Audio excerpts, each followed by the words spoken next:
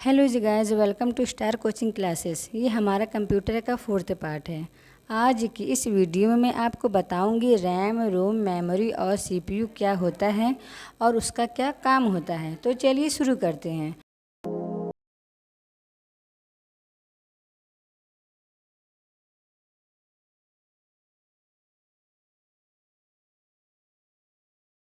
Computer, laptop या फिर mobile phone purchase करने के लिए जाते हैं तो सबसे पहले हम यही देखते हैं कि उसमें कितनी मेमोरी है, कौन सी रैम है और कौन सा सीपीयू है।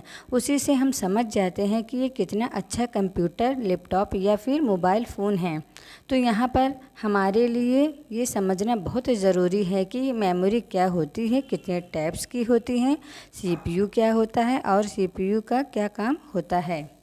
तो पहले हम बात करते हैं मेमोरी की।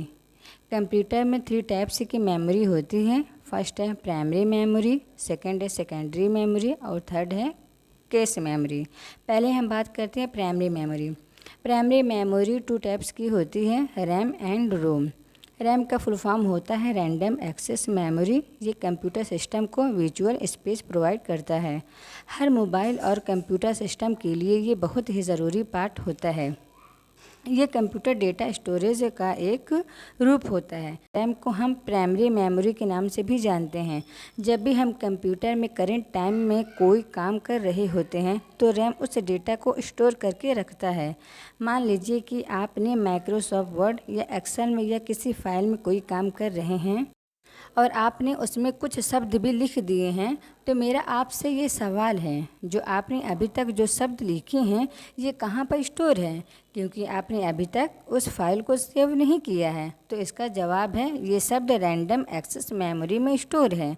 लेकिन रैम इस डेटा को तभी तक स्टोर करके रखता है जब तक कि कंप्यूटर या मोबाइल फ़ोन में पावर होता है या आप उस फाइल को बंद नहीं करते तब तक। इससे काम करने के लिए लगातार इलेक्ट्रिक पावर की ज़रूरत होती है।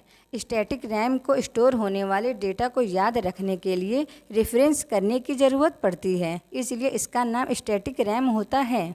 स्टैटिक मेमोरी एक वैलेटाइल मेमोरी होती है, क्योंकि जब भी पावर कट हो जाता है तो इसमें स्टोर किया गया सारा डेटा ख़त्म हो जाता है।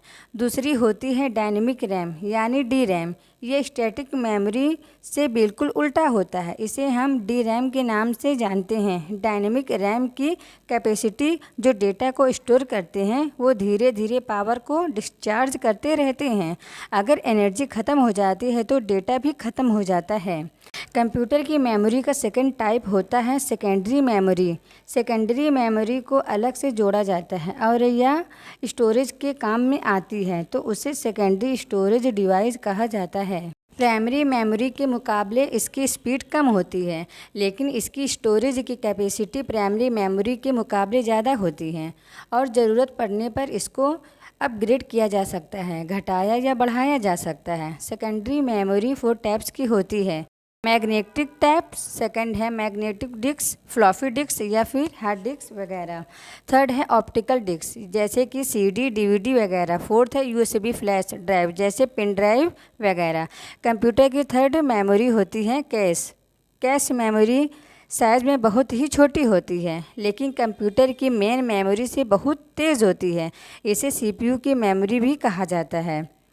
जिन प्रोग्राम या इंटरेक्शन को बार बार यूज़ किया जाता है उनको कैश मेमोरी अपने अंदर सेव कर लेती है। प्रोसेसर कोई भी डेटा प्रोसेस करने से पहले कैश मेमोरी को चेक करता है। अगर वो फाइल उसे वहाँ पर नहीं मिलती है तो उसके बाद वो रैम मेमोरी को और प्राइमरी मेमोरी को चेक करता है। चलिए हम बात करते हैं सीपीयू की। सीपीयू का फुल फॉर्म क्या होता है? सीपीयू का फुल फॉर्म होता है central processing unit. Central processing unit computer का प्राइमरी यूनिट होता है जो इंस्ट्रक्शन को प्रोसेस करता है। ये लगातार ऑपरेटिंग सिस्टम और एप्लीकेशन सिस्टम को चलाता रहता है। जो लगातार ऑपरेटिंग सिस्टम और एप्लीकेशन सिस्टम को चलाता रहता है। इसके साथ ही यूज़र के द्वारा किए गए इनपुट को रिसीव करता है और उसके बेस पर सभी सॉफ्टवेयर को चलाता है। ये इनपुट किए गए डेटा को प्रोसेस करके हमें आउटपुट देता है। जैसे कि हम अपने कीबोर्ड में एक बटन प्रेस करते हैं ए, तो सीपीयू उससे प्रोसेस करता है और फिर मॉनिटर हमें आउटपुट देता है। सेंट्रल प्रोसेसिंग यूनिट को दूसरे नामों से भी जाना जाता है, जैसे कि processor, micro processor, central processor, और इसे कंप्यूटर का दिमाग भी बोला जाता है। सीपीयू के मेनली 3 कंपोनेंट्स होते हैं। फर्स्ट है स्टोरेज यूनिट या फिर मेमोरी यूनिट, सेकंड है कंट्रोल यूनिट और थर्ड है एलयू यानी अरिथमेटिक यूनिट और लॉजिक यूनिट। पहले हम बात करते हैं स्टोरेज और मेमोरी यूनिट की। मेमोरी यूनिट सिस्टम के डेटा, इंस्ट्रक्शन और रिजल्ट को स्टोर करके रखती है। ये कंप्यूटर के दूसरे यूनिट को ज़रूरत पड़ने पर इंफॉर्मेशन सप्लाई भी करती है, for example RAM, ROM, hard disk वगैरह। सेकंड है कंट्रोल यूनिट। जैसे कि इसके नाम से ही पता चलता है कि इस यूनिट का काम है कंट्रोल करना। कंट्रोल यूनिट कंप्यूटर के सभी पार्ट्स के ऑपरेशन को कंट्रोल करता है। ये यूनिट रियल में डेटा प्रोसेसिंग करने का काम करता है। सीपीयू का थर्ड कंपोनेंट्स एएलयू यानी अरिथमेटिक यूनिट है या लॉजिक यूनिट है। एएलयू 2 पार्ट्स में डिवाइड होता है, एक अरिथमेटिक सेक्शन और एक लॉजिकल सेक्शन। अरिथमेटिक सेक्शंस का क्या काम है? मैथ से जुड़ी प्रॉब्लम को हल करना, जैसे कि addition, subtraction, multiplication and division. मुश्किल से मुश्किल प्रॉब्लम्स का हल इन्हीं ऑपरेशन की मदद से निकाला जाता है। सेकंड है लॉजिक सेक्शन। लॉजिक सेक्शन का काम है लॉजिक ऑपरेशन को पूरा करना, जैसे कि कंपेयरिंग तुलना करना, सिलेक्शन चुनाव करना, मैचिंग यानी मैच करना और मर्जिंग यानी मिला देना। सीपीयू कई टाइप्स के होते हैं, single core CPU, dual core CPU, core CPU and octa core CPU. Single core CPU में सिंगल कोर होता है, जबकि डुअल कोर सीपीयू में 2 कोर होता है, जबकि ऑक्टा कोर सीपीयू में 8 कोर होते हैं। तो आपके सीपीयू में जितने ज़्यादा कोर होंगे उतना ही ज़्यादा फास्ट होगा और उतने ही एक साथ ज़्यादा से ज़्यादा काम कर सकते हैं। जैसे कि सिंगल कोर सीपीयू पर एक बार में सिर्फ एक ही काम किया जा सकता था, जबकि डुअल कोर सीपीयू पर एक साथ कई काम किए जा सकते थे, लेकिन इससे स्पीड कम हो जाती है। जबकि कोर सीपीयू में एक साथ कई काम किए जा सकते हैं, लेकिन स्पीड पर असर नहीं पड़ता। तो इसी तरीके से ऑक्टा सीपीयू में से एक साथ लेकिन स्पीड पर असर नहीं पड़ता। तो इसी तरीके से ऑक्टा सीपीयू में से एक साथ और एक से ज़्यादा काम किया जा सकता है। तो सीपीयू में जितने ज़्यादा कोर होंगे उतने ही बेहतरीन तरीके से टास्किंग कर सकता है और स्पीड भी दे सकता है। हर एक वीडियो के साथ मैं आपको नोट प्रोवाइड कर रही हूँ, जिसका लिंक डिस्क्रिप्शन में मिल जाता है।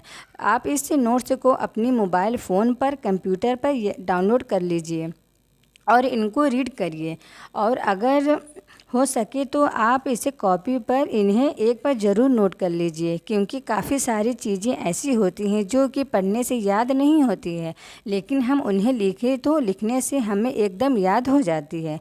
तो अगर आपको टाइम मिलता है तो आप इन नोट्स को अपनी कॉपी पर लिखने की कोशिश करिए। जब आप इन्हें लिखेंगे तो लिखते लिखते ही काफ़ी सारी चीज़ें आपको ऐसे ही समझ में आ जाएगी। इस चैनल पर आपको डेली एक वीडियो मिलेगी, तो आपको सारी वीडियो देखनी है।